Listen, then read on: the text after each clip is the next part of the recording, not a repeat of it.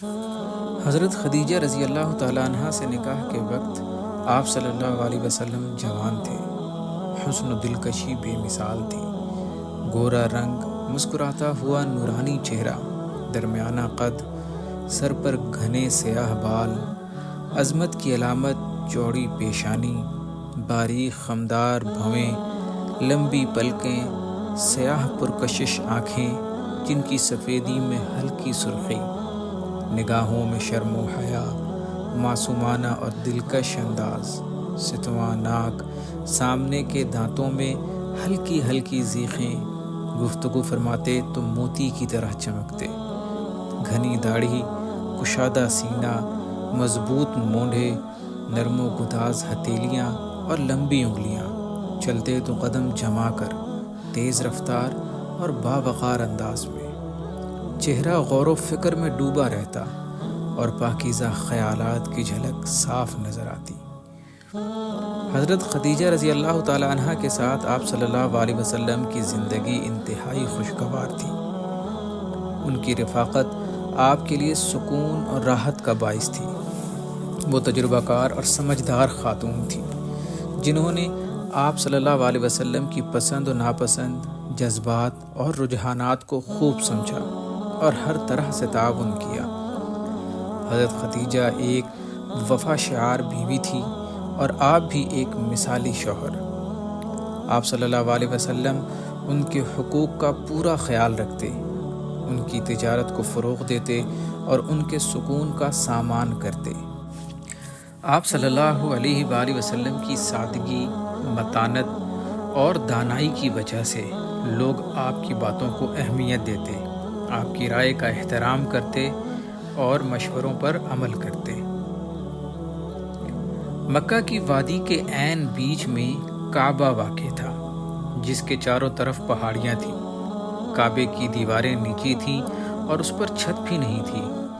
ایک بار زوردار سیلاب آیا، جس سے پورے شہر میں پانی بھر گیا اور کعبہ کی دیواریں بھی کمزور ہو گئیں۔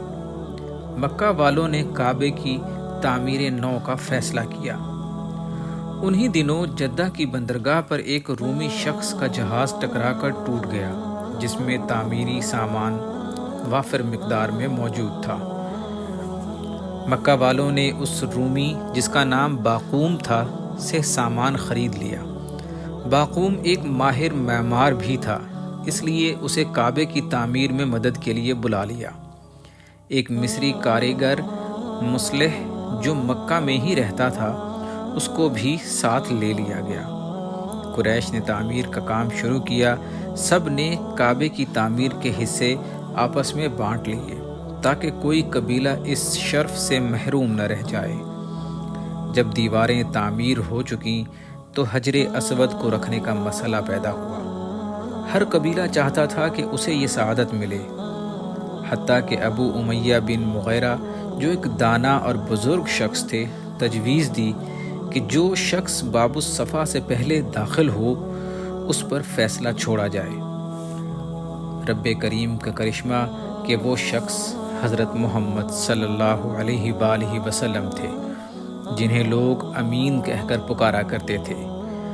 آپ صلی اللہ علیہ وآلہ وسلم نے اس مسئلے کا بڑی دانائی سے حل نکالا اور حکم دیا کہ ایک کپڑا لایا جائے، اس پر حجر اسود رکھا جائے اور ہر قبیلے کے سردار کو کپڑے کے کونے پکڑنے کو کہا۔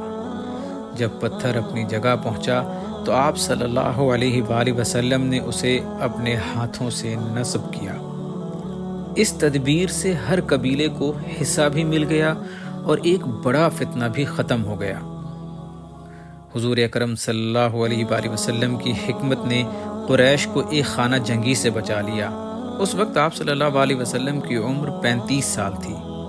کعبہ کی تعمیر مکمل ہوئی، ستونوں پر چھت ڈل گئی اور نیا دروازہ بنایا گیا۔ عرب کے لوگ حضرت ابراہیم علیہ السلام کی دین کو چھوڑ کر بت پرستی میں مبتلا ہو چکے تھے، مگر قریش کے چند لوگوں نے اس گمراہی پر آواز اٹھائی اور حضرت ابراہیم علیہ السلام کے دین کی طرف واپسی کی دعوت دی۔ ان میں زید بن عمر، ورقہ بن نوفل عثمان بن حارث اور عبید بن حجش شامل تھے۔ انہوں نے قریش کو یاد دلایا کہ بت بے جان ہے، سننے اور دیکھنے کی طاقت نہیں رکھتے اور ان کی پوجا بے فائدہ ہے۔ انہوں نے آنے والے نبی کی بشارت بھی دی، مگر قریش نے ان کی مخالفت کی اور انہیں مذاق کا نشانہ بنایا۔ اسی دور میں حضرت محمد صلی اللہ علیہ وآلہ وسلم بھی حق کی تلاش میں غار حرا میں جا کر عبادت اور غور و فکر میں مشغول رہتے۔ آپ صلی اللہ علیہ وسلم کئی دن غار میں گزارتے، جہاں کی خاموشی اور تنہائی میں غور و فکر کرتے۔ جب آپ صلی اللہ علیہ وسلم مکہ واپس آتے تو سب سے پہلے کعبے کا طواف کرتے اور پھر اپنے اہل خانہ کے پاس جاتے۔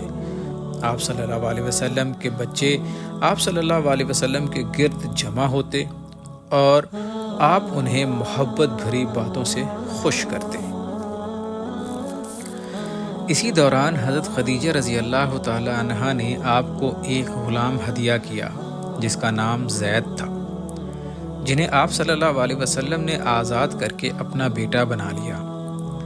زید کے والد جب انہیں لینے آئے تو زید نے آپ صلی اللہ علیہ وسلم کے ساتھ رہنے کا انتخاب کیا، جس پر ان کے والد خوش ہو کر واپس لوٹ گئے۔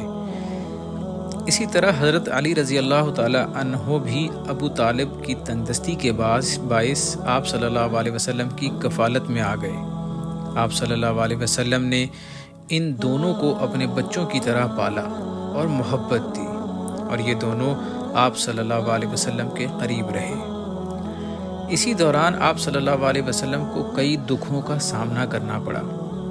اپنے بیٹوں کی وفات اور بیٹیوں کی شادیوں جیسے امتحانات کے باوجود آپ صلی اللہ علیہ وسلم نے صبر اور استقامت کا مظاہرہ کیا اور اللہ کے رضا پر راضی رہے۔